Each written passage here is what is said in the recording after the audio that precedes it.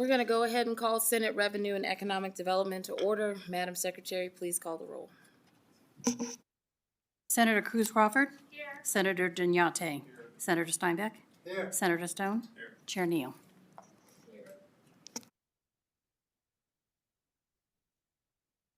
Two presentations, the Gaming Control Board, and we're going to have our own fiscal staff talk about C-Tax. Want to welcome everybody to Carson City. If you have an electronic device, please silence it. If you are watching online, we welcome you. And with that, we will go ahead and get started with the Gaming Control Board. Good afternoon, Chief Chair Neal, Vice Chair Dunyate, and members of the Senate Committee on Revenue and Economic Development. For the record, my name is Kirk Hendrick, and I'm the Chairman of the Nevada Game Control Board. It is an honor to be here today to present the board's overview to the committee. Here with me today are Sebastian Ross to my left, who's the board's Senior Policy Counsel, Board Member Shandini Sindal, Chan Lingsavath, who's the Chief of the board's Tax and License Division, and Mike Lawton, the board's Senior Economic Analyst, as well as Nevada Gaming Commissioner Brian Krolicki. Our presentation today will provide an overview of the revenue sources that the board collects pursuant to various provisions in Chapter 463 of the Nevada Revised Statutes. To better understand the existing statutory framework as it relates to gaming taxes and fees, I'll first provide a brief overview of how Nevada regulates gaming. Then Mr. Ross will provide the committee with the remainder of the board's presentation, specifically regarding taxes, fees, and collections. Regarding Nevada's two-tiered regulatory system, as you probably are aware, Nevada Gaming Control Board and the Nevada Gaming Commission are two separate entities in Nevada's regulatory system. The board is the day-to-day operating regulator for the industry. The board conducts investigations, makes recommendations on licensing matters, and conducts audits. It also provides enforcement of gaming laws and regulations on a 24-hour-a-day, 7-day-a-week basis. Lastly, and most relevant to this committee, the board collects all gaming taxes and fees on behalf of the state. The Nevada Gaming Commission is a part-time body comprised of 5 members who serve as the final authority over matters that the board forwards to it for recommended actions. The commission has final authority over matters of licensing, disciplinary issues, policy formation, including the sole authority to enact gaming regulations. The third body on the chart in front of you is the Gaming Policy Committee. This committee meets at the call of the governor, is comprised of members from the legislature, gaming regulators, representatives of the industry, tribal representatives, and members of academia. It is a broadly represented committee providing policy advice and recommendations to the board and commission. The mission of the Game Control Board is to provide strict regulation of all gaming activity, persons involved in gaming, gaming locations, associations, and any other business practices of gaming companies. The statutory obligation of the board is to protect the integrity and stability of the gaming industry. The board serves a critical role to ensure that taxes and fees are accurately and timely collected on benefit and behalf of the state of Nevada. The board is organized into 6 divisions, and I'll briefly mention each of those. Administration Division, as its name implies, handles all board finances, budget, training, records, and it also handles operational support, including legal and economic research. The Audit Division audits gaming licensees on a 2.5 to 3 year audit cycle. The Audit Division is responsible for auditing Group 1 licensees. For fiscal year 2024, Group 1 licensees are those with gross gaming revenue of approximately $8 million or more per year. The board's Enforcement Division conducts round-the-clock operations.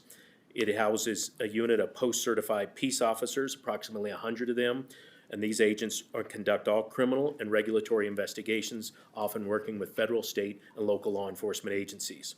The Enforcement Division's investigations range from tax fraud, anti-money laundering, slot machine manipulation, and other gaming-related crimes. The Investigations Division investigates all persons and entities seeking to do business in Nevada's gaming industry. This division conducts investigations of all applicants and submits recommendations through detailed reports to the board and to the commission. The Investigations Division is also responsible for monitoring activities of all publicly traded corporations to ensure compliance with all Nevada gaming requirements. The Tax and License Division is charged with collecting all taxes, fees, penalties, and fines. The division also audits Group 2 licensees, which are those non-restricted licensees with gross gaming revenue of under approximately $8 million.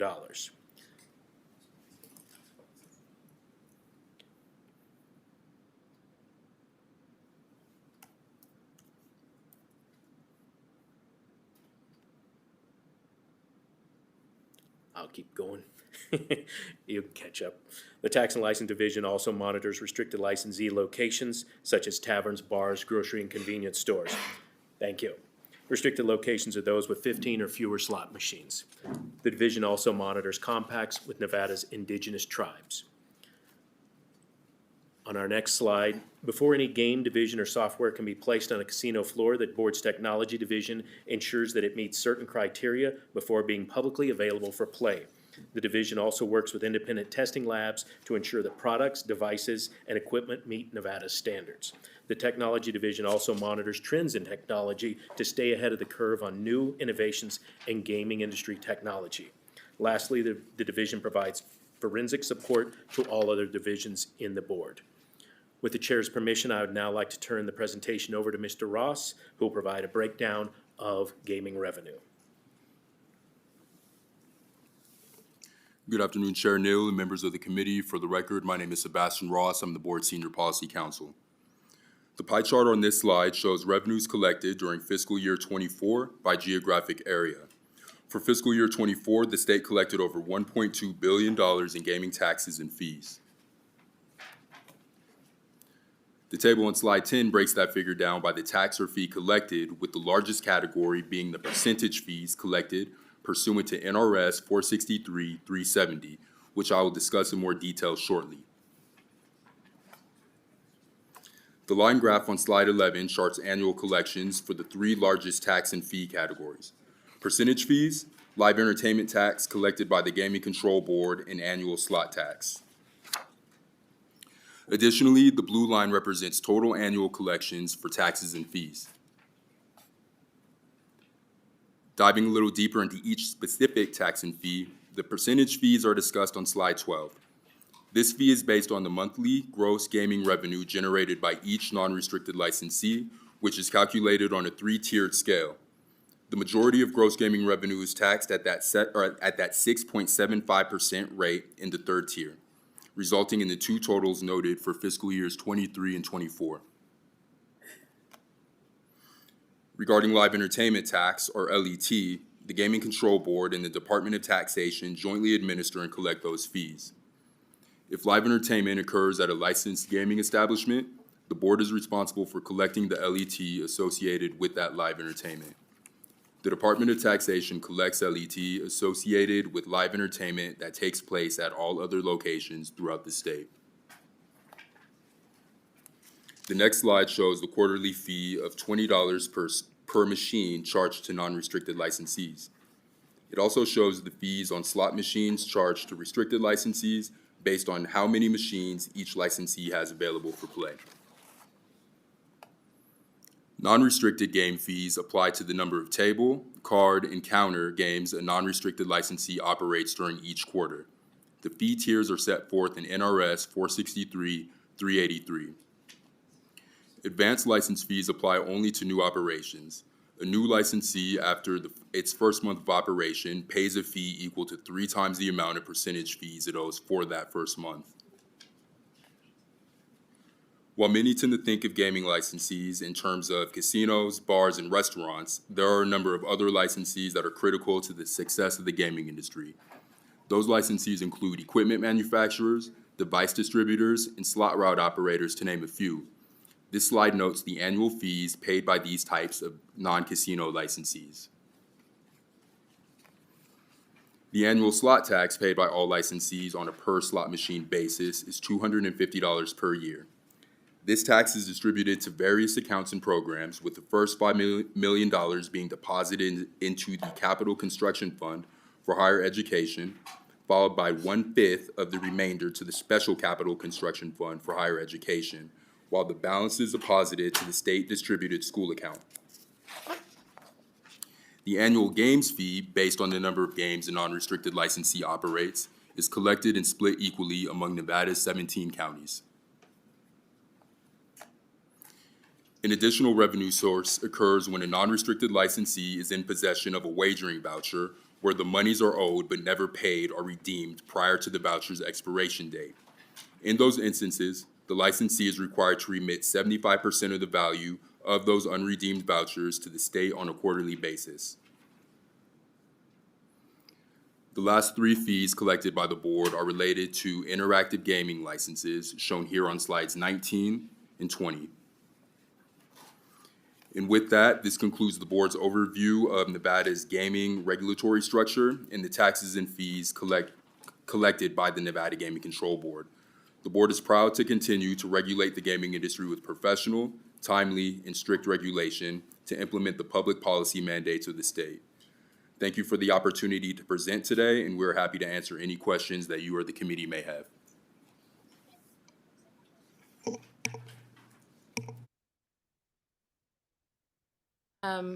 So on the slot tax, you know, it's been dwindling for a long time. It also goes into the K-12 budget. How exactly with the new type of games that we have, how does it work, right? So, you know, you go onto the floor and it's not necessarily a traditional slot machine in some of the larger casinos. You have a different kind of game setup. So how is it set up now? There are multiple games. This is the way I understand it. There are multiple games in one machine. How are those taxed? Thank you, Chair Neal. For the record, Kirk Hendrick. I believe Mr. Lawton or Chief Linksavath, if I can bring them up, if I can, I'll start to answer your question, and this is Chief Chan Linksavath. If you're speaking about the devices that have multiple games within them that the player gets to choose, that is treated as one slot machine, and then the revenue just depends on obviously win and collection mounts. Whether they pick different games doesn't change the amount of revenue going in. Is that answering your question? A little, because in the prior, if you know, I guess go back to the 80s when I was 8. There, you know, it was by slot. So technically one slot was one game, but now you have multiple games in one machine. So do we collect that revenue? Thank you, Chair Neal. Again, for the record, Kirk Hendrick. Chief Linksavath, do you understand the question in terms of how many games are in each device? Yes, Chan Linksavath for the record, Lengsavatھ. And if I believe I understand what you're saying, but I think what the chairman was saying is that because it's one slot machine, it's only one player playing at a time. So that's why it counts as just one slot machine. But and there's only one slot in that machine, if that's what you're asking, on like a multi-game machine. No, you're answering it. I guess what I'm trying to, so the law hasn't updated itself from the original, like modernize the slot statute that has not been modernized to deal with the new type of game. You're asking if the statute or the definition of a slot machine has changed since the 80s. I believe the answer would be no on that. And then my other question is, I didn't see a slide, or maybe I missed it.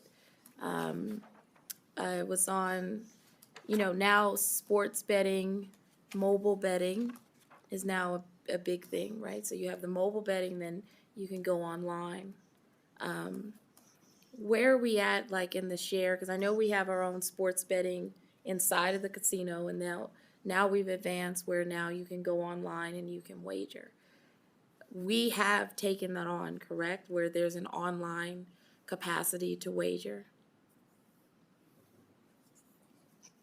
Kirk Hendrick, for the record, yes, there's mobile wagering for Race and Sports Book, and then there's retail wagering, as you mentioned, Chair, inside the Race and Sports Book, where you personally buy your ticket across from the counter.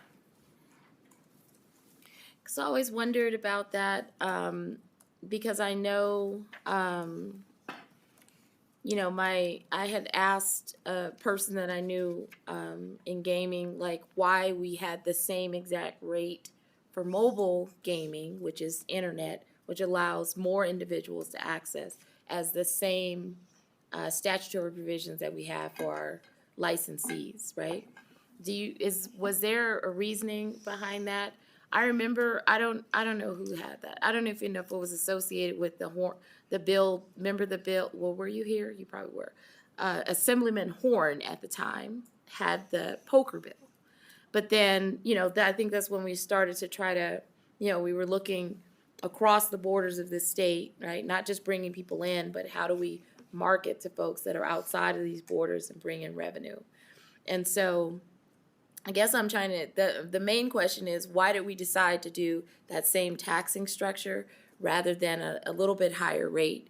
Because other states have a higher rate, right? We know there's some predatory rates that are completely ridiculous. Like in Tennessee, I think their rate is 20% on mobile betting. It's not retail, and they're not making any revenue, right? Because the rate is predatory. New York, they have a 10%, and they're bringing in around 300 million. And so I just wondered, right, why we didn't try to get more when it really wasn't. I mean, it's affecting people who don't necessarily reside in the borders of Nevada, majority. Thank you, Chair Neal. Kirk Hendrick for the record. Let me see if I can answer a couple pieces of that, and if I skip anything, I apologize, and I'll go back. Regarding the rate for sports wagering versus mobile sports wagering, I wasn't here at the time, but that was passed quite a few years ago, and it just flows into gross gaming revenue. It goes into the percentages that we were talking about. Speaking about poker and interactive gaming, this legislature allowed there to be interactive gaming, and at this point there's only poker, as you mentioned. That is a multi-jurisdiction compact which allows, as you were mentioning, people in different states to play poker together. That doesn't happen in sports wagering. Sports wagering, you have to be geo-blocked within each state. So if you're going to place a bet in Nevada at a retail location, you have to be here. If you're going to place a bet on a mobile application for sports wagering, you have to be inside the state. You mentioned some of the other states. Of course, their population is very much larger than ours. New York, New Jersey, some of the other states. So, of course, their percentage of play and ultimately percentage of hold win by the casino or the amount won by the patron would be affected by population and the number of bets. Regarding the amount of tax, because Nevada has such a long history. This is actually the 70th year since this legislature allowed the Nevada Gaming Control Board to be created. We've had open gaming where if you have the money and the wherewithal and you're able to get licensed by the Nevada Gaming Commission, that you can open up a casino. If you have a casino, then you can have sports wagering.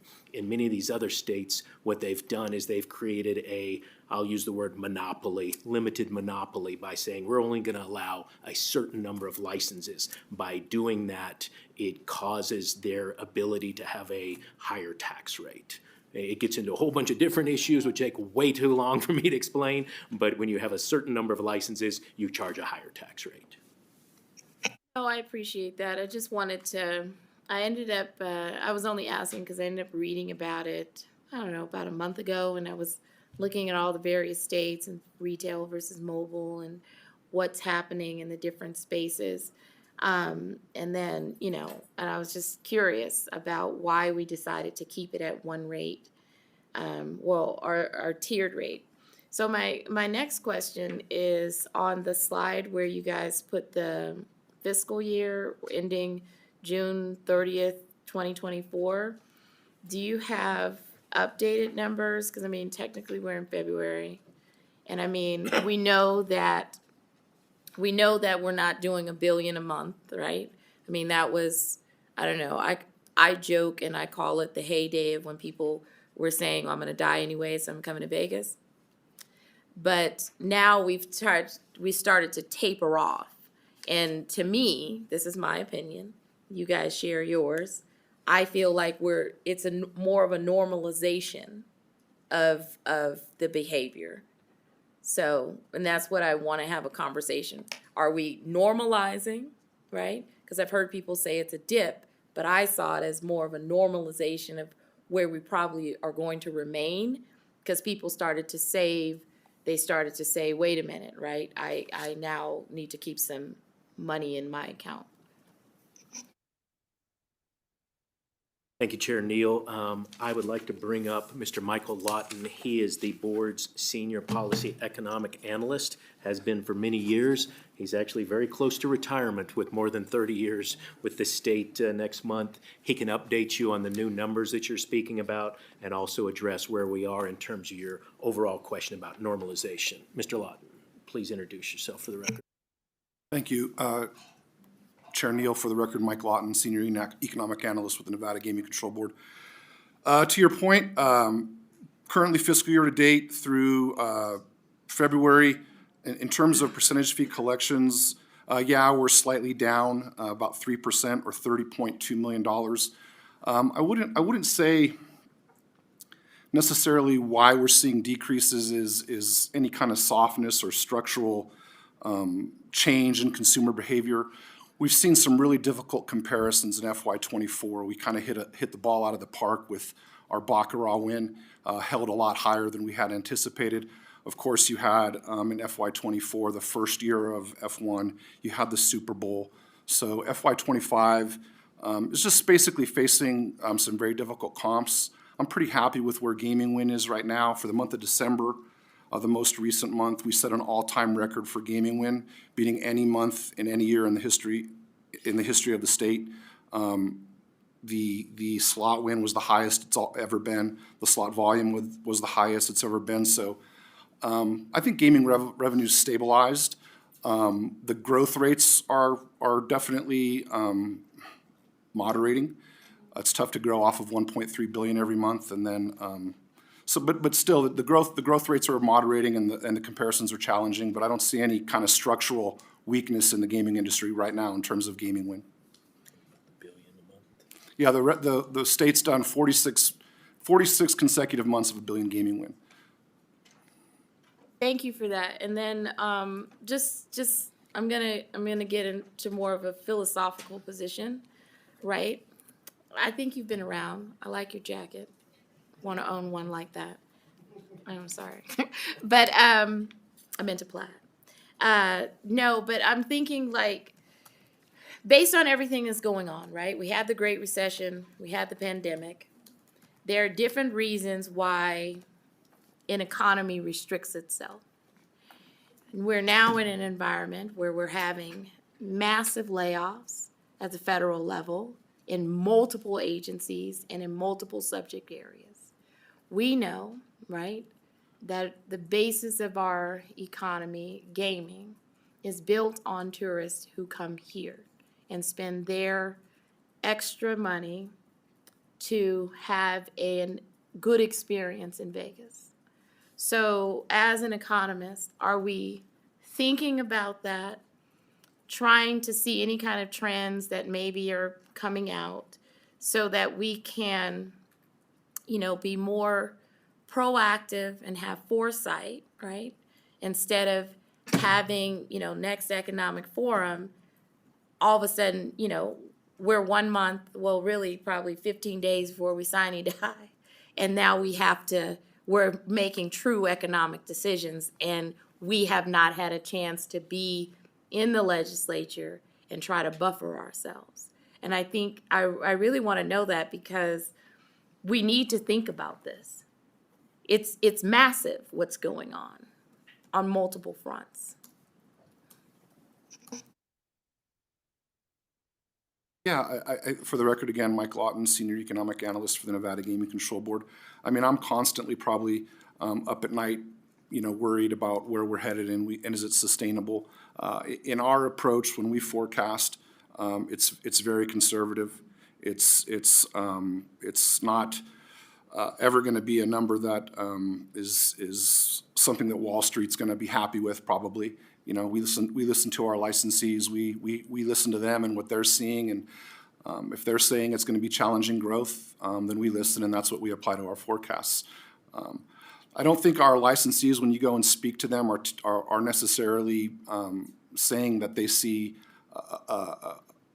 a fall off or a cliff on the horizon. I think they're pretty confident with their business levels and what they're seeing, and Nevada's done such a great job in terms of the events and the facilities that we have and the kinds of visitors we're attracting. We're pretty confident that it's sustainable.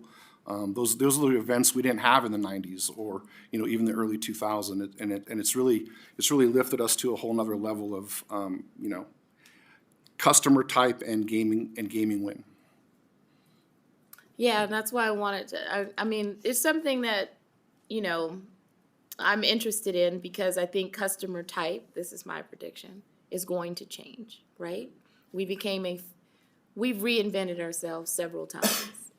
We became very family-based, then we were very, you know, young people trying to figure out how we were going to move the needle.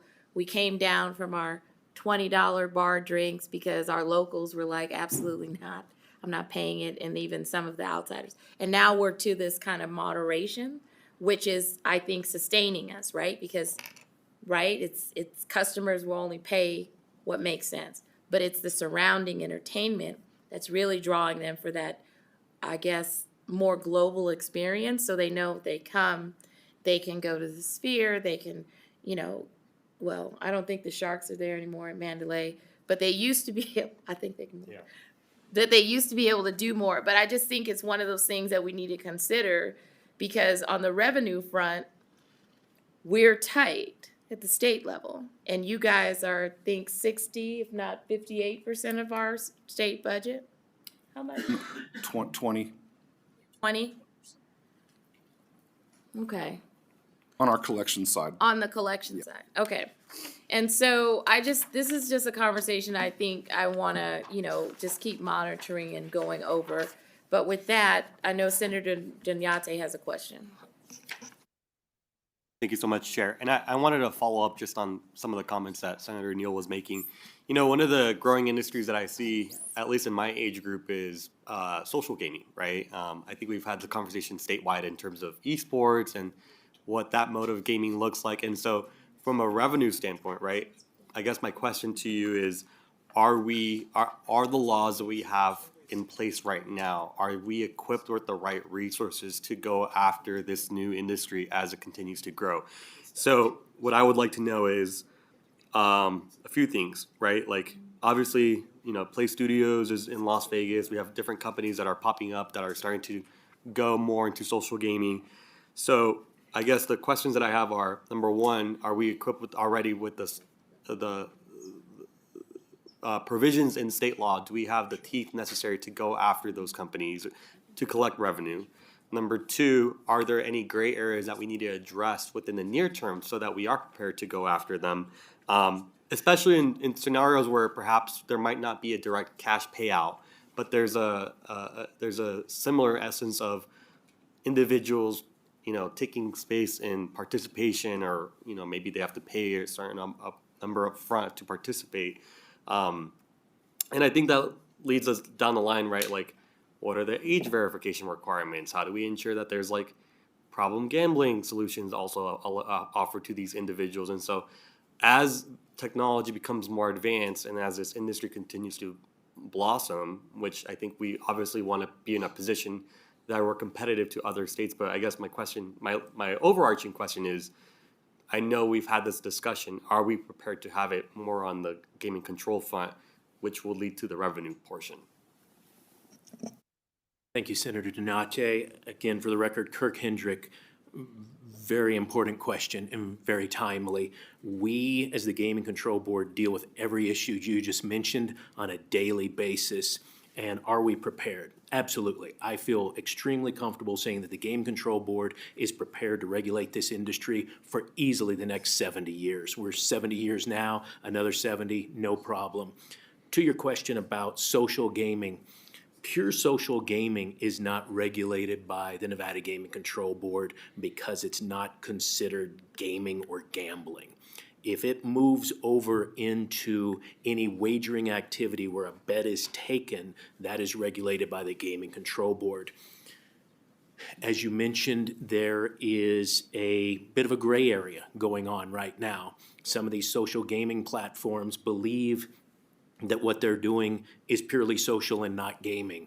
One of the things we're looking at from a law enforcement and a regulatory standpoint is that true?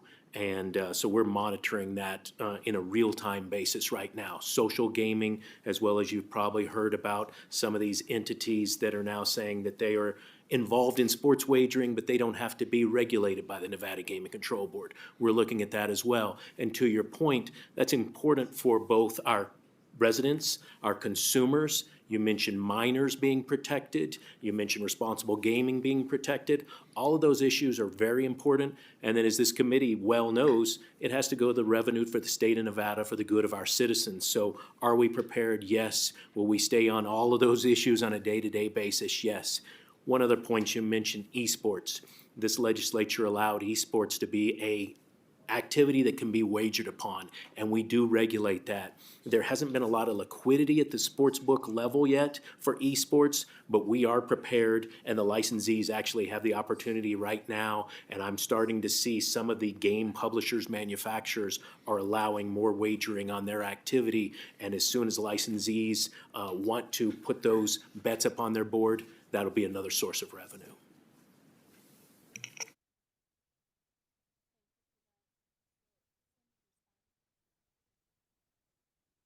Thank you, Chair. Just a question for you on the enforcement side. The list of people that are banned from gaming, it seems like it's a pretty small and exclusive and very serious list. But with as many people as we do have that go into our establishments with nothing but bad intent and that continuously go into the establishments, why isn't that expanded? Thank you, Senator Steinbeck. Kirk Hendrick for the record. Historically, Nevada's list of excluded persons, or colloquially referred to as the Nevada Black Book, has been intended for the worst of the worst. That's kind of the phrase that's been used over the past 70 years. It's intended for those that licensees have an actual responsibility to keep those people off of their property. So it is a gross misdemeanor if anybody on the list of excluded persons comes onto a gaming establishment and the gaming licensee is required to remove them, otherwise they could face disciplinary matters. To your question about people who are committing crimes, which is under Chapter 465, fraudulent acts, or theft, petty crimes, stealing, those people are on a constant basis through the local police department as well as our gaming agents to keep them out of the industry. Sometimes putting them on the black book does not rise to the worst of the worst. So to your question, why is it a small list? It's because that's historically been the idea. Some other states have hundreds of people on their list of excluded persons, and it becomes unwieldy, in my opinion, because you just can't enforce that against the licensees if hundreds of people are trying to be kept out of the property. Yeah, so I mean, I do know that a lot of the properties do struggle though with people that trespass 10, 20, 30, 50 times, even more. I know that there was a human trafficker that was put on the list as well, but then there's a lot of human traffickers that have not been put on the list. So I was just wondering if there was any appetite to kind of attack that a little bit more. And I know that there is not just your board's responsibility, that there's multiple responsibilities there. Thank you, Senator Steinbeck. Again, Kirk Hendrick for the record. You're correct. There was one person that didn't fit, a couple of years ago, didn't fit the norm of gaming crime, somebody being involved in a threat to the gaming industry of a direct gaming correlation. The individual you were speaking about, the commission did vote to put that person on the list of excluded persons. I think some of this will come from the industry. If the industry believes that more people need to be kept out of the industry, they will come to the Gaming Control Board, they'll come to the Gaming Commission and say, we need help to keep these particular individuals out. I will tell you that human trafficking is something that we work with federal, state, and local law enforcement agencies on a regular basis through our enforcement division. It is absolutely not taken lightly, but it generally has just not been the gaming crimes that led to the list of excluded persons. If the industry or this legislature wants to see that list increased, the Gaming Control Board will be sure that it gets regulated and enforced.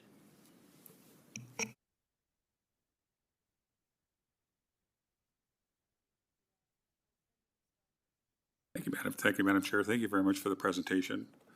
Can you just elaborate a little more on your auditing protocols? And is every gaming institution at some point in time audited? And if so, has there been any egregious findings in the past 5 years?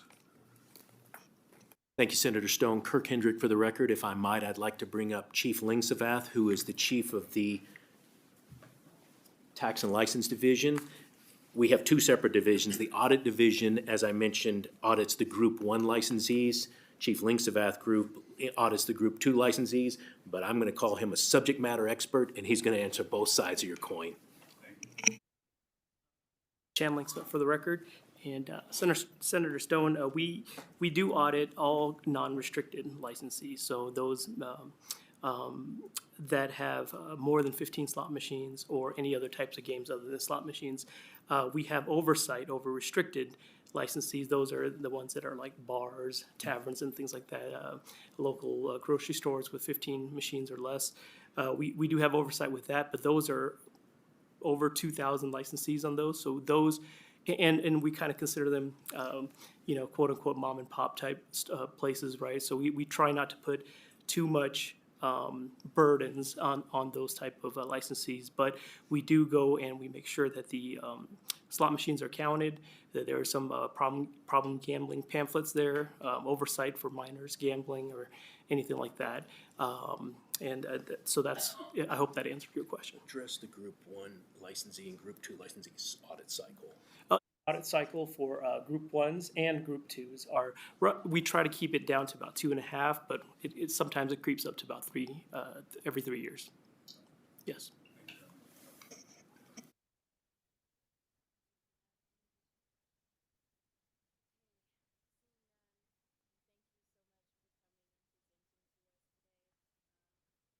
Sorry, we had a delayed start. We had a.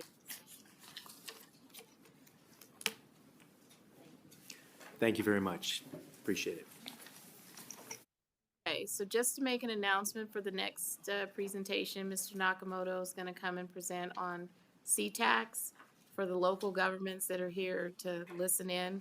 It's going to be broken up into 2 parts. I'm not feeling well. We're going to power through a little bit because Mr. Nakamoto put a lot of work into the presentation, but there's going to be part 1 and then part 2 on Thursday. So you're not going to get all of it in one shot. And with that, Mr. Nakamoto.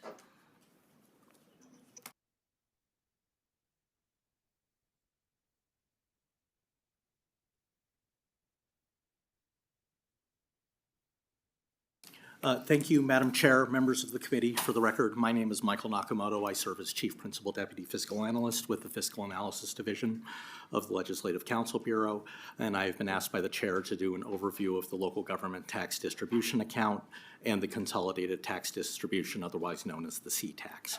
All of you have a binder that I put together with all of the information. It's about 110 pages. Suffice it to say, this is not a simple topic, and I believe all of the local governments behind me who are in the audience, as well as the Department of Taxation who administers this, will tell you that this is not a simple topic. That having been said, because there is that much material, again, as the Chair noted, we're going to get through as much of it today as possible and then come back and finish it on Thursday, I believe, or at a future meeting. So this introductory slide that I have up is kind of the schematic of the C-Tax distribution. And basically, this is something, and especially for those of you who are on the government affairs committees or are paying attention to this, this is a significant local government revenue source. It is either, depending on the jurisdiction, in most instances, it is either their largest or second largest revenue source. And it is a collection of taxes that gets, they are administered by various agencies that get put into a bucket. And then there are statutory distributions of that bucket between the counties and then within local governments, special districts, and enterprise districts within those counties. And so this is a slide deck that we put together, the Fiscal Analysis Division, back in 2012 for an interim study on the C-Tax, and it's the last significant legislation that applied to it. But basically, you start off with 6 revenue sources that are listed here: the Supplemental City County Relief Tax, or the SCCRT, the basic city-county relief tax, the BCCRT, the governmental services tax, or GST, the real property transfer tax, the RPTT, the cigarette tax, and the liquor tax. And these are all put into a single bucket called the local government tax distribution account. And this is the first step of the C-tax distribution. From there, there is a distribution from that account into 17 separate buckets, one for each of the 17 counties in Nevada, as well as Carson City. They do count as a county for this purpose. And this distribution into the 17 smaller buckets is in essence the first tier distribution for the C-tax. You're going to hear me talk a lot about first tier and second tier distributions. So the first tier distribution is taking each of these 6 revenue sources and apportioning it out among the 17 counties into 17 separate buckets. And then from there, each of those buckets for each county is then distributed to entities within each of the counties through the second tier of the C-tax. And so when I talk about entities for the second tier, there are 3 different categories that we talk about, and we'll go a little bit more into this in the overview of the C-tax. The first is an enterprise district, and this is the definition. It's any entity that receives C-tax revenue. It's not a city, it's not a county or a town, and it's been determined to be an enterprise district by the executive director of the Department of Taxation. Next are local governments, counties, cities, and towns, and then special districts are any other local or government that is not an enterprise district or a local government. That is, it's not a city, county, or town, and it's not an enterprise district, but that they are also eligible to receive C-tax revenue. So there are general improvement districts, fire districts, and the like that would receive revenue in this fashion. One of the entity types that you will notice is not on this list are school districts. They are not part of the C-tax distribution. They receive their revenue through alternative funding formulas. And so once you get the revenue down to the second tier, there are a host of formulas that apply depending on the type of entity as well as the county in which that entity is located. So for enterprise districts, you have a base distribution, and that's all they receive. But for local governments and special districts, you have a base distribution and an excess distribution that are based on growth either in assessed valuation or both population and assessed valuation, as well as 2 different types of formulas that are used, and that's that 0.02 plus and 1 plus. And I know me saying that right now means absolutely nothing to you, but I promise by the time I am done with this presentation, you'll at least know what I mean by those before you ask questions, because inevitably, like I said, this is not simple. There will be questions about it. So that's kind of the schematic. There is really a schematic of the C-tax. But to understand the C-tax, you basically have to start with the first tier, and that is what are the 6 revenues that go into it. And so these are the 6 revenues along with the percentage of the total C-tax revenue at the first tier. And so you can see that there is a lot of revenue at the top, and then when you get down to cigarette tax and liquor tax, there really isn't a lot. But each of these 6 revenue sources, they have their own criteria for the distribution into the local government tax distribution account, specifically in the allocation of these revenues back to the first tier. And in starting the discussion on this, we'll start with the biggest piece, and that's the SCCRT. Mr. Tower, in his presentation of the Revenue Reference Manual on the first day, referenced the statewide sales and use tax at a rate of 6.85%, and it's made up of 4 rates: the state general fund rate, the local school support tax rate of 2.6%, and then the last 2 pieces are pieces that I'm going to be talking about today. And the first one is the Supplemental City County Relief Tax, or SCCRT. This is imposed at a rate of 1.75%. And so this is paid to the Department of Taxation. The Department of Taxation takes 1.75% of the proceeds from the tax every month and deposits that into the state general fund as a cost to the local governments of administering the sales tax on their behalf. The rest of the proceeds are deposited into the local government tax distribution account. Now, that's the easy part of describing this. Where it gets a little more difficult is describing how it gets into each of those 17 buckets. And so this is where there are guaranteed and non-guaranteed counties, and this is how they receive the revenue. So the guaranteed counties, which are primarily rural counties, receive an annual distribution equal to the amount of SECRT revenue that they received in the prior fiscal year, but then it's adjusted by the lesser of the sum of the inflation and population growth for that county, or the growth in statewide SECRT revenue in the prior fiscal year. And so there are 5 guaranteed counties. You can see them listed on the right on this slide. Esmeralda County, Lander County, Lincoln County, Mineral County, and Pershing County receive the same amount of SECRT revenue every month. It is set by a statutory formula, and then as long as they stay guaranteed, they will receive the same amount in the following year, but adjusted by either of those factors there. So they do get some growth, but this is, in essence, they get a fixed share irrespective of what their SECRT collections would have been. And so the money that is left after the guaranteed counties receive their revenue go to the remaining counties, otherwise known as the non-guaranteed counties. So what is left is then distributed to each of those non-guaranteed counties in proportion to each of those counties' SECRT collections as a share of the total SECRT collections from all of the non-guaranteed counties. So if Clark County, for example, receives 75% of the SECRT from the non-guaranteed counties, they receive 75% of the SECRT that is remaining after the distribution to the non-guaranteed counties. So the whole guaranteed, non-guaranteed issue, you can see in FY25, there are currently 5 non-guaranteed counties. When the guaranteed and non-guaranteed county schematic was first put into place and after the 1993 session, there were 10 guaranteed counties. NRS 377.057, in fact, if you go look at the statute, it will list all of these 10 counties. And so the entire guaranteed versus non-guaranteed issue has its origins going back to the early 1980s. And what had happened during the late 70s and early 80s, and this was following the passage of Proposition 13 in California and movements towards property tax reform in Nevada, was something called the tax shift. And the legislature, over the span of a couple of sessions, decided the property tax limit for the rates was $5 per $100 of assessed value.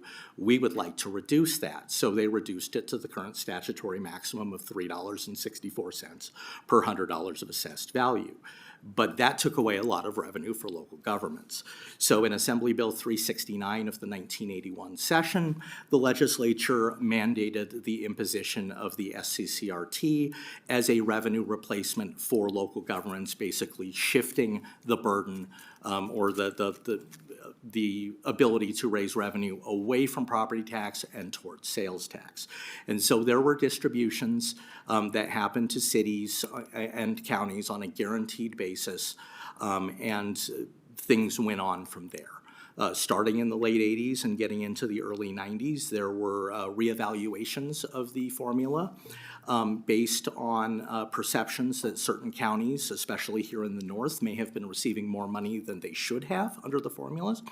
And so in Assembly Bill 104 of the 1991 session and Senate Bill 506 of the 1993 session, they reevaluated the distributions to the counties and created the guaranteed, non-guaranteed list that began in FY94. So in FY94, you see Douglas County, Esmeralda County, Lander, Lincoln, Lyon, Mineral, Nye, Pershing, Story, and White Pine listed as guaranteed counties.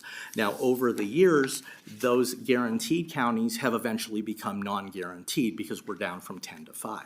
And so in NRS 377.057, there are provisions that say that if the SCCRT collected in a guaranteed county, because they're actually collecting revenue, they're not receiving that amount, but they're still collecting it. But if what they're collecting exceeds the guaranteed amount by more than 10% in any fiscal year, that county must become non-guaranteed in the next fiscal year unless a waiver is granted by the Nevada Tax Commission. Nakamoto, just like it's a brand new member, so guaranteed, you became a guaranteed because your growth is, I've always taken it as these are counties that don't really grow in population. Madam Chair, that's correct. Michael Nakamoto for the record. These were primarily the rural counties, and it was to protect their revenues, to essentially hold them harmless from distributional changes and to ensure that they were receiving adequate Yeah, I just wanted sources to of put that revenue. out there so folks like, because you're gonna keep hearing guaranteed and non-guaranteed, but when you can simplify it and say, oh, these are the counties that aren't growing, it helps you to understand why they're kind of locked in and we can't shift it. All right, continue. Thank you, Madam Chair. Again, Michael Nakamoto for the record. So the provisions that allowed for a waiver to be granted, and we're talking about, again, rural counties that may have one-time events. Let's say a brand new mine opens in Lander County. They have a massive amount of equipment and purchases that would boost the taxable sales in that one fiscal year that are not likely to repeat because you're not going to open a mine in Lander County every fiscal year. So then the county could go and say, hey, these were one-time events. They could get that waiver from the tax commission and they could stay a guaranteed county, because if they go back and to a non-guaranteed county and they're essentially reliant on what they're earning, their collections or their SCCRT that they are receiving could drastically fall, because that one-time instance could be something that does not repeat. But again, over time, that list has dropped from the 10 counties that we have listed here on this slide to the 5 that were listed on the previous slide. So Nye County was the first to move from guaranteed to non-guaranteed status in FY 2007. Story County moved from guaranteed to non-guaranteed in FY 2016. Douglas and Lyon counties became non-guaranteed in FY 2023. And the newest member of this club is White Pine County, who moved from guaranteed to non-guaranteed status here in FY 25. So that is how we got from the list back in FY 94 to the current list. So just really quick, Nakamoto, so Story County became non-guarantee because of Tesla and all of the activity at the Economic Diversification District? Madam Chair, Michael Nakamoto for the record. I don't know if I would necessarily say it was Tesla, but there has been a significant amount of development in Story County relating to TRIC, the Tahoe Reno Industrial Center, and a lot of other things going on. I would have to go and rack the memory brains to see if that really was the cause, but I would say that is probably the reason why their SCCRT collections drastically increased. Okay, I'm sorry, I know I'm interrupting you, but I'm just trying to bring it into plain, like, what happened, like, what was the economic activity? Like, we all know Tesla, but continue. Thank you, Madam Chair.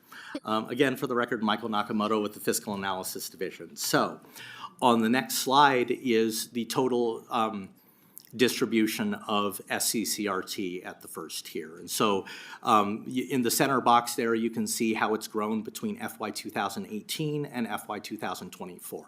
There's more history behind this. The CTAX actually goes back to FY 1999, but in the interest of time and paper, I decided that this was probably sufficient for the exercise today. But SCCRT is by far the largest revenue source. It makes up 67.9% of the first tier in FY 24.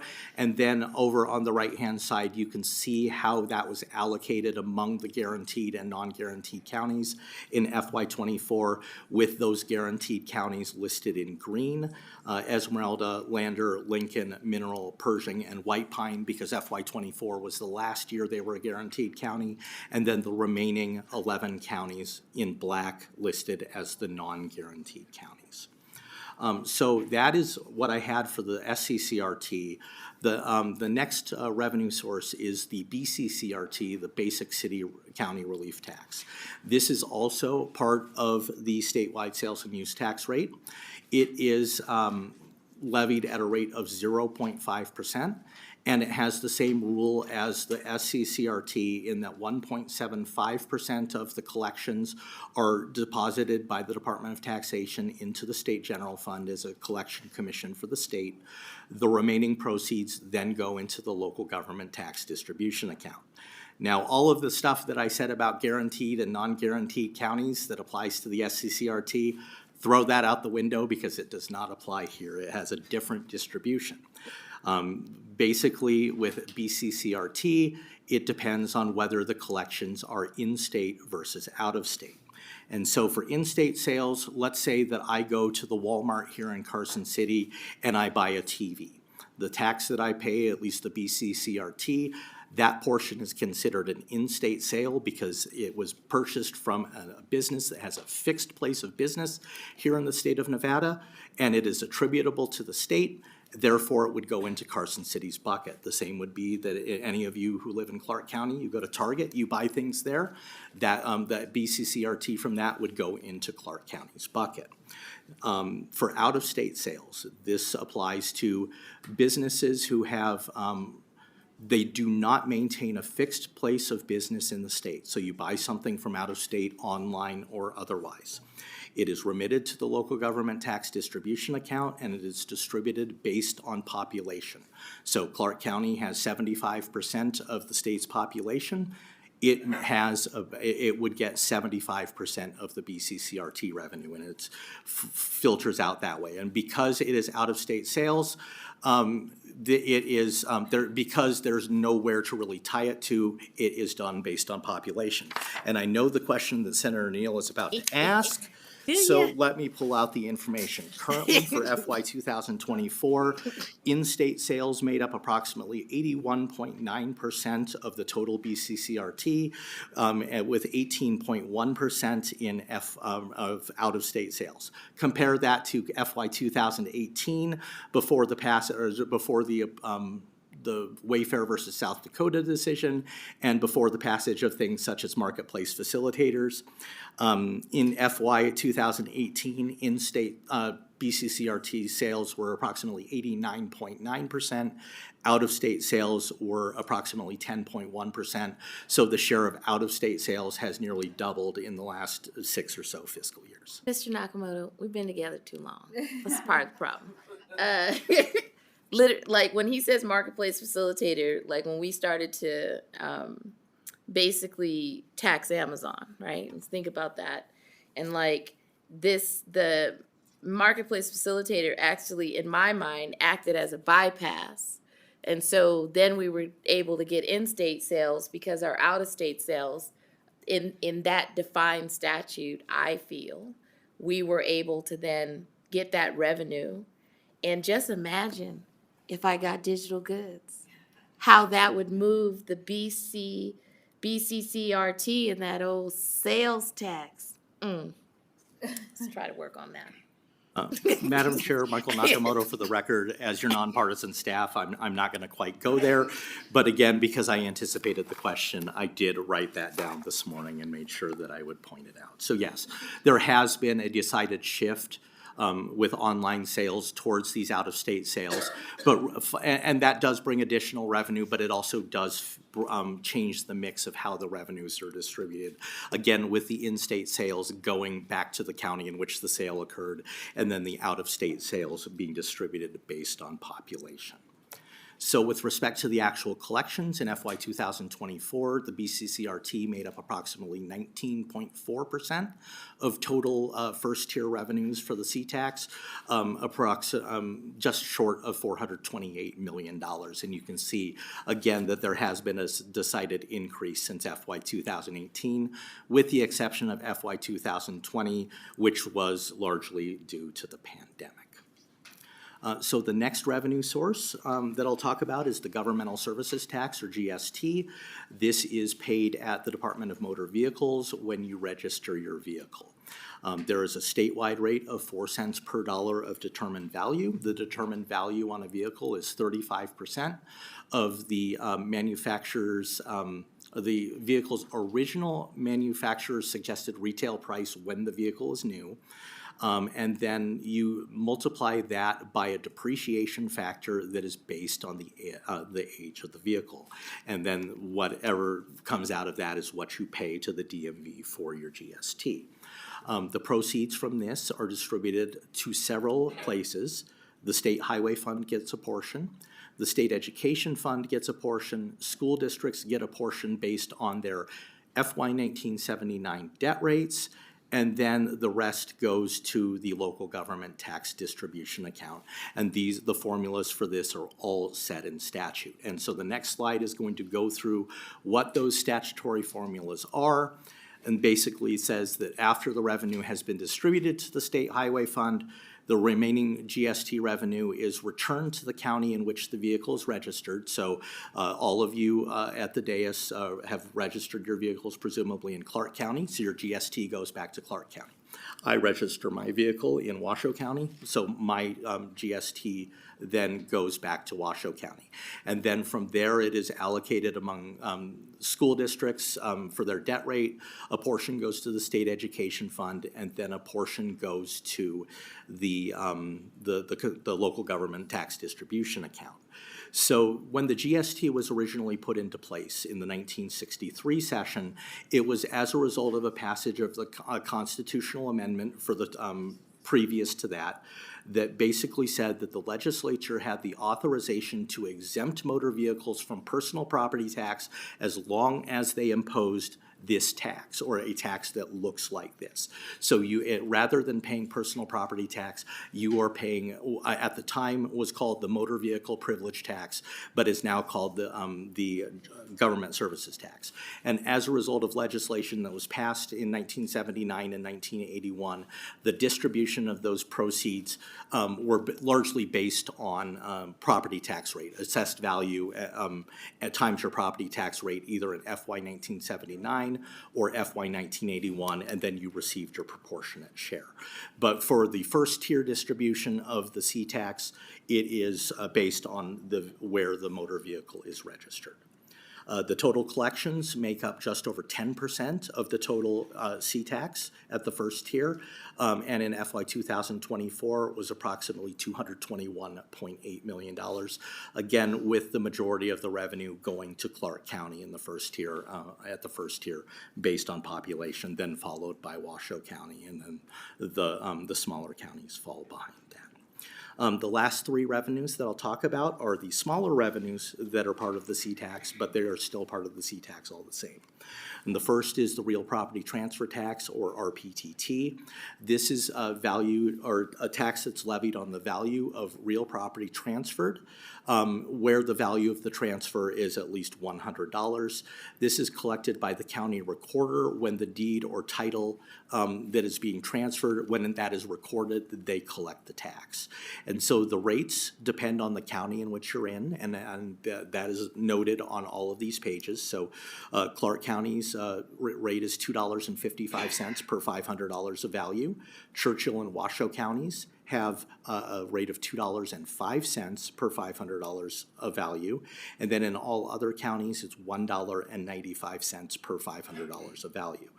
There is a portion, and the majority of the tax goes to the state general fund, as well as distributions to the general funds of Churchill and Washoe counties, the Clark County School District's Capital Construction Fund, a small portion that goes to the account for affordable housing, but the portion that is relevant here is a 55-cent distribution that goes to the local government tax distribution account. And it's easy enough here, because the county recorder is collecting it for transfers that occur within that county, the proceeds go back to that county at the first tier. This makes up just over 2% of the revenue. It was about just under $46.6 million in FY 2024. This is a fairly volatile tax, as the real estate market is often volatile in this state. So you can see it has its ebbs and flows. But again, this is one where the majority of the tax is collected in Clark County. But again, those proceeds stay in Clark County. The last two are the cigarette tax and the liquor tax, and they're very small. And I kind of almost lump them together, but I will talk about them separately. So cigarette tax is primarily a state revenue source. The tax on a cigarette stamp is $1.80 per pack of 20. It is collected by the Department of Taxation. They distribute $1.70 of that pack to the state general fund, and then the other 10 cents goes to the local government tax distribution account. Because this is administered at the wholesale level, it's not tracked on retail sales or anything like that, and there aren't cigarette wholesalers in every county in the state. The proceeds are distributed to the counties in proportion to each county's population. So this is another instance similar to the out-of-state proceeds for the BC CRT, where we don't, the way that it has been distributed is per capita. And so this is a revenue source that has been steadily been decreasing over the past decade, mostly because cigarette smoking is less and less popular, but it makes up approximately $7.2 million per year, or approximately 0.3% of the first tier C-tax revenue distributions. And then finally is liquor tax, and this is an excise tax that is imposed upon wholesalers of various types of liquor with varying rates. There are 4 categories for the liquor tax. Malt beverages, which includes beer, are taxed at 16 cents per gallon. This all goes to the state general fund. Liquor that is not a malt beverage but contains at least 0.5% up to and including 14% alcohol by volume is at 70 cents per gallon, and that goes to the state general fund. If it is liquor containing between 14% and 22% alcohol by volume, it is taxed at a rate of $1.30 per gallon, and all of that goes to the state general fund. And then any liquor that has more than 22% alcohol by volume is taxed at a rate of $3.60 per gallon, with $2.95 going to the state general fund, 15 cents going to the tax on liquor program account, which deals with treatment and awareness programs, and then the remaining 50 cents goes to the local government tax distribution account. This is, again, because it is at the wholesale level and there are not liquor wholesalers in all 17 counties, this is another one of the revenue sources that is distributed per capita. So 75% of the proceeds would go to Clark County if they have 75% of the population, and so on. And this is by far the smallest. It is 0.2% of the FY 2024 collections, made up just below $4.5 million in FY 24. So the total collections at the first tier were just over $2.2 billion in FY 24, steadily increasing from FY 2018, where they were just below $1.5 billion. The pandemic, much like the State General Fund, did wonders for the C-tax distributions at the first tier, but this is the growth or lack thereof in the case of FY 2020 of the total first tier over the last 6 or 7 fiscal years, and then you can see the total FY 24 distributions at the first tier for each of the 17 counties. Pause there. Any questions on the revenue sources itself? You're tracking. Senator Stone. Thank you, Madam Chair. You talked about the cigarette tax. What about liquid nicotines, and how's that taxed for vaping? Thank you, Madam Chair. Senator Stone, Michael Nakamoto for the record. Those are taxed under the other tobacco products tax, which is imposed at a rate of 30% of the wholesale. I'm trying to do this offhand. It is not part of the C-tax. It is, the proceeds for that go entirely to the State General Fund. And I will get you the exact rate because it's not popping into my head. 30% sounds right, but I also don't want to I'll correct myself if I find that I'm incorrect. Okay, And assuming that audience is the Department of Taxation, then I feel good about that. Thank you. no, that's fine. So I had a question on RPTT. So in the slide on 18, you're showing well, so clearly 21, 22, we had increases and then we had decreases. And the thing that I was wondering, right? So there's a couple of factors here. I was talking to Mr. Tower, interest rates, but then I also wanted to know if, we've had a shift in ownership. I know that Assemblywoman Considine, I think, has brought for 2 sessions a bill on REITs.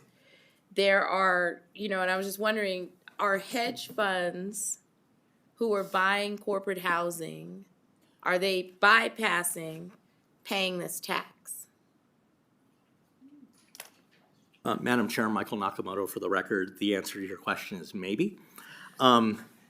So as putting on one of my other hats as staff to the Economic Forum and as a fiscal division forecaster for that body, this is one of the revenue sources that I forecast for the State General Fund. And as I have looked at this particular tax over the years, there are a number of different factors that I have looked at with respect to the relative volatility of this. And one of the ones is interest rates that you have mentioned, because right now, as interest rates have increased, although they are starting to settle out, it makes it more and more expensive to buy a home, irrespective of the cost. So if you have a $300,000 house, when you're trying to finance it, the cost of your mortgage is decidedly different at a 4% mortgage than it is at a 6 or 7% mortgage. So that is one of the factors that is going on. The increase in FY 2021 and FY 2022, as we've looked at it, has a lot to do with work from home policies that a lot of employers instituted.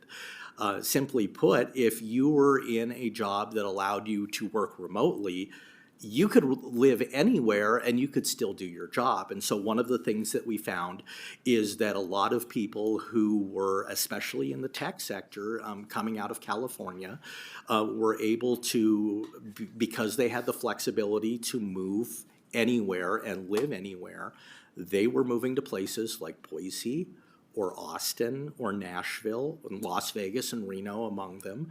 And all of a sudden we found that a lot of people were selling their homes in California, coming to Nevada. A lot of times they had so much equity built up, they were able to pay cash. And they came here and it boosted RPT collections.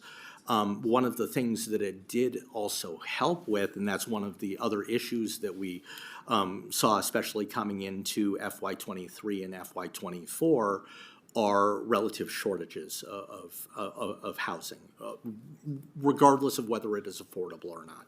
And this is not trying to get into that discussion of should there be more affordable housing or what should be done, but the availability of supply in Nevada has been a significant constraint on the real estate market for a long time. And this was something that I think has been happening a lot more recently. And whether the purchases by REITs or other entities is part of the issue, I don't know. But it is something that we've been attuned to because we have seen the sales and transfers going down. So now REITs under the law are supposed to be exempt from the tax, although there was a bill passed, I believe it was Assembly Bill 448 from the last legislative session that said that if the business entity that was purchasing the tax, if that entity was formed for the sole purpose of evading the real property transfer tax, then it would not be an exempt sale. But in a lot of instances, there are exempt entities that are purchasing real estate. And this is not just residential real estate, but is also commercial real estate that would be exempt from the tax under the previous law. So to answer your question, Senator Neal, or Madam Chair, it is one of a number of contributing factors that I have observed as your staff and as a forecaster for this revenue with respect to the volatility of this tax. So just a quick follow-up on that, right? I mean, I don't know how you find out if somebody evaded unless you're just walking around next to, you know what I mean? Like, I don't know how you figure that out, but that's not really my question. That's just side comment.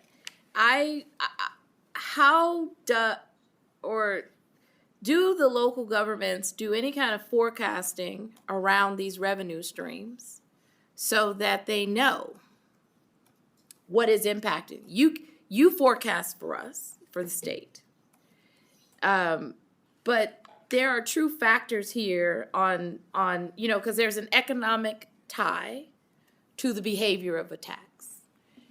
But it's also important to forecast because if you know the trend, and the trend's been going on for a while, not just in RPTT, right? Cigarette tax has been trending for many years down. So at what point do they forecast, or do you know, or does Department of Tax forecast for them so that we can get a handle on spending? Listen, and I'm not saying, don't quote me. I'm not saying that you're going around, local governments are going around, having a heyday. But I am saying that in COVID, when we saw these increases, and then we saw decreasing in 23, and now we're in 25, that there's a moment in time where you say, wait a minute, I was getting 19, which is a surplus, and now I'm down to 3.5. I now need to make different choices on my spending behavior, right? So we retract because we're seeing something else happen. Is there forecasting going on? Because I've been on, this trend, and because I just believe that there are some savings that can be done. And folks would disagree with me and be like, well, folks have needs, but I also feel that you plan for the future, not just for today. So, loaded question, but I really want to know the answer about forecasting.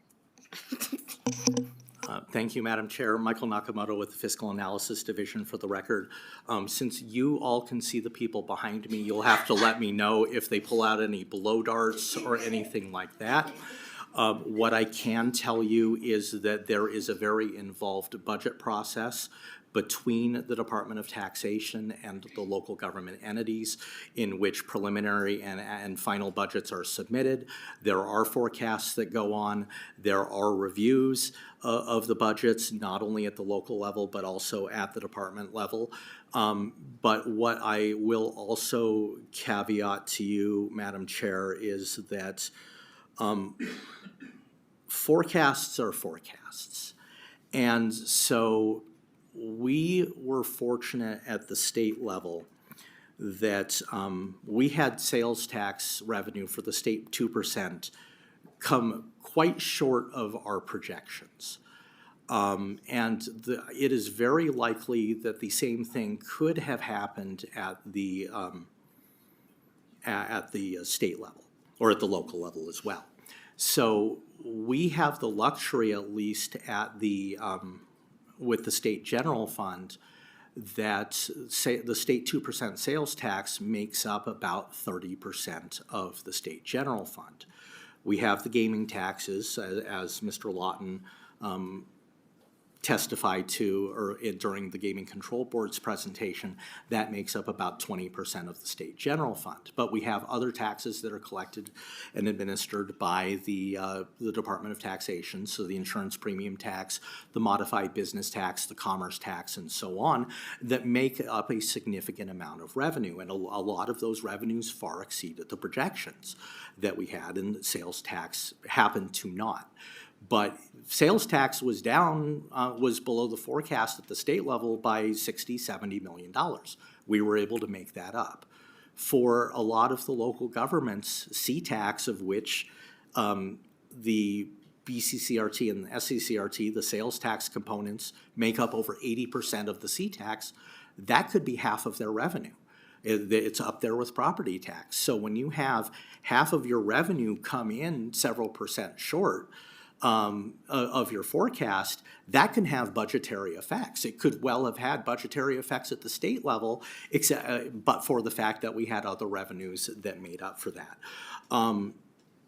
So to answer your question, there is forecasting going on, but I think the forecasts that the forecasting is not an exact science, and so they're required to build their budgets based on their forecast, just as this body is required to build the state's budget based on the Economic Forum's general fund forecast. And it either comes in or it doesn't. So the fact that I'm still conscious right now means I believe there's no blow darts that came out, but I'm hoping that answers your question, Madam. It does, but I mean, I probably should wait for this question because I know you're going to get into the local governments in the next part, which I think I'm going to save for part 2 and then have more time. But I think, and you might get a blow dart on this one, but if Department of Tax wants to, help Mr. Nakamoto, there was a lot of conversation about Mint and payments that may not have come through that are also affecting what I guess would be treated as this cycle, their revenues. I think, so if you can add a little bit to that in terms of, because we got a new tax system, you guys, yay. However, not all collections have made it to the local government. Thank you, Madam Chair. Michael Nakamoto for the record. Project Mint, which is the new tax collection system for the Department of Taxation, is rolling out in a number of phases. The first phase has rolled out here within the last month or so. And this first phase includes many of the revenues that are being discussed today for the C-tax, as well as the state's 2% sales tax. It is my understanding, and I'm waiting for the blow dart, that there have been some issues in the implementation of Mint. And it's more of there are some timing issues that are going on, that they're rolling out the collections and trying to aggregate them earlier, as well as some interfacing with Core.NV, which is the state's the bigger system that the controller and other agencies are using. And as a result, for the first month, the distributions of a lot of revenues, including the sales tax, were significantly lower than we would have expected. And so this will affect the state general fund, or it has affected the state general fund. It will affect the distributions of LSST revenue to the state education fund, and to my understanding, it has affected first and second tier distributions of the BCCRT and the SCCRT to the local governments who receive that revenue. It is my understanding, Madam Chair, that the Department of Taxation is working on these issues and trying to get them as they further the rollout, and that within the next couple of months, the distribution should be adjusted and accounted for. So it should not cross fiscal years. We should have this within the fiscal year. But that is my understanding of the issue. Thank you. Members, any additional questions? Okay, well, we're almost done. I just have 2 more. So on the GST, this has been an ongoing conversation. GST goes a lot of places, right? I know, most constituents, when they see their government service tax on their car registration, usually, say a word that they probably shouldn't say in front of their kids. However, it funds a lot of things, but the question is, how significant is it to get the electric vehicle fee, or whatever it's going to be, fee tax, to get it right? Because technically, I don't even know if it's going to fall into, would it fall into GST? Are we pushing it into GST? Or is it going to be like an outside tax or fee that doesn't even play into the C-tax? Thank you, Madam Chair. Michael Nakamoto for the record. The issue of the taxation of electric vehicles and other more fuel-efficient vehicles, such as hybrids, is not a new discussion. There has been legislation that has been introduced and considered, as well as a number of proposals that have been brought forward by the legislature, probably for the last 4 or 5 sessions, relating to this issue, with the fundamental idea being that road funding in the state of Nevada is has been historically primarily through gasoline taxes. And so these vehicles that are more fuel efficient are paying less in gas tax in the case of hybrids, or in the case of an electric vehicle, they pay none whatsoever. To my knowledge, there is not any legislation that would propose such a fee this session, but Madam Chair, if there were, that would be a policy decision for the legislature, whether you fold it into the GST and therefore would distribute it in that fashion, or if you have it be a separate fee that would go to the highway fund or to road construction or those idea, or that kind of idea. Again, with the GST as it exists, there is the component that does go currently to the state highway fund that up until FY 2023 went to the state, or a portion went to the state general fund as well, but it does now go to the highway fund. But that's the only portion that's now really dedicated towards roads. The remainder is, again, as I previously noted, it was in a sense a replacement for property tax. So it goes to local governments and school districts through alternative mechanisms, and it's not necessarily for road construction. But with respect to your question, Madam Chair, that is up to the purview of the legislature to determine how they would want to implement such a proposal if one were to be considered. Right. So I think the thing that's concerning me is that, you know, I really, you know, I was looking at pre-pandemic, post-pandemic, C-tax, but ultimately, I think, although it's only, 0.3%, like cigarette tax is one of the lower tiers, we're going to have to replace that, right? It's trending down. The whole point of us heavily taxing cigarettes, tobacco, was to, you know, wean people off of it. And the fact is, it's working. So on one end, we were trying to do the social good of get off cigarettes, don't use cigarettes, let's tax it to death, and then, you know, to slow the consumption. Well, it worked. Now it is a part of our, although a small part, it is something that I think needs to be addressed, right? When we talk about long-term. But ultimately, what I'm trying to, I guess the question that I have is, how hard is it to replace a revenue stream inside of the current distribution? Like, let's say new tax X came up, such as digital goods, and then digital goods was somehow inserted to offset a historical trending down cigarette tax. How difficult would it be, right? Because we kind of had this conversation about creating an excess distribution in 2019 where the state general fund would get some, and then I was creating a peel-off for some of the counties, well, really all the counties, to play in this C-tax realm. And then one county that I won't say got real greedy and wanted it all, so then we didn't go forward with it, right? They were like, I want to keep this, and I would like to, it was like, I want M&Ms and I want a Big Mac, and we were like, then I'm going to kill the bill, because that was my response. You either get one or the other. But take away my commentary, but how can we have that conversation? Because I think we need to have that conversation. I've been on the replacement of revenue conversation since 2019. Madam Chair, Michael Nakamoto with the Fiscal Analysis Division for the record. So every time that somebody has asked me about the C-tax, I think of it as a pie.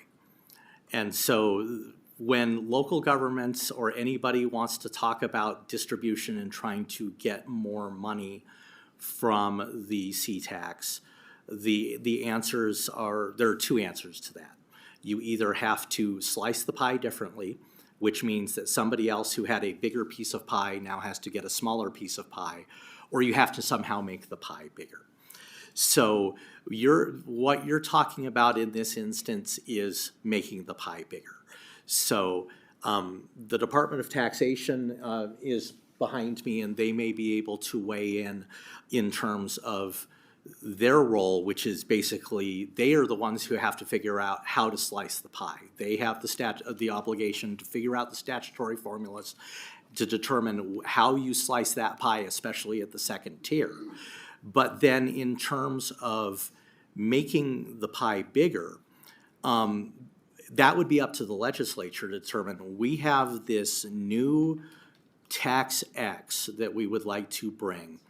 The legislature would have to determine how much of that would go to local governments, and then they would have to determine what the first tier allocation to each of the 17 counties would be. Then at that point is all you're doing is you're changing the amount of revenue that would flow to the second tier.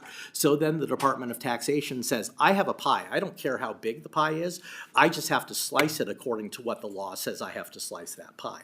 It would be up to the purview of the legislature. If they wanted to add a revenue source, they would do that. And the way that I would look at it, and the department, again, they can pull out the blowgun if they want, but the way that I would look at it is that once the legislature has established what the tax is, what the rate is, and then how you distribute it at the first tier, then the Department of Taxation would be able to plug that amount of revenue into the formula from the first tier bucket and get it out under the existing statutory formulas at the second tier, which is going to be the next part of the presentation. Thank you for that. I think it's a conversation, and hopefully we're like watering this down to the point where it's like, all right, I get it. But cigarette tax is not going to come back, right? It is not getting ready to, all of a sudden have a heyday like sales tax, and all of a sudden, there is another Beyonce concert and we see sales tax jump in November. That's not going to happen. What you are going to see is a consistent trend down, and we need to have a conversation about how are we going to start having a conversation, either letting this whittle out into nothing or start building in some security with some other conversation. So for the local governments that are listening, the 2019 version is potentially coming back with that peel off, because ultimately, right, we need to have a conversation about where we're going. I know, this is just side comment. I beat up the local governments a lot. But ultimately, I am thinking about revenue sustainability and stable government. So just take the, salt with the sugar. It's all right. So with that, thank you, Mr. Nakamoto, and we'll do part 2 on Thursday.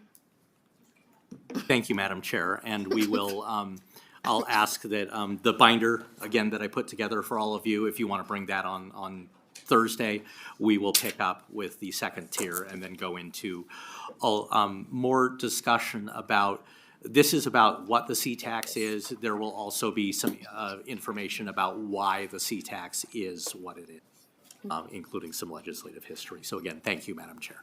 Thank you, Mr. Nakamoto.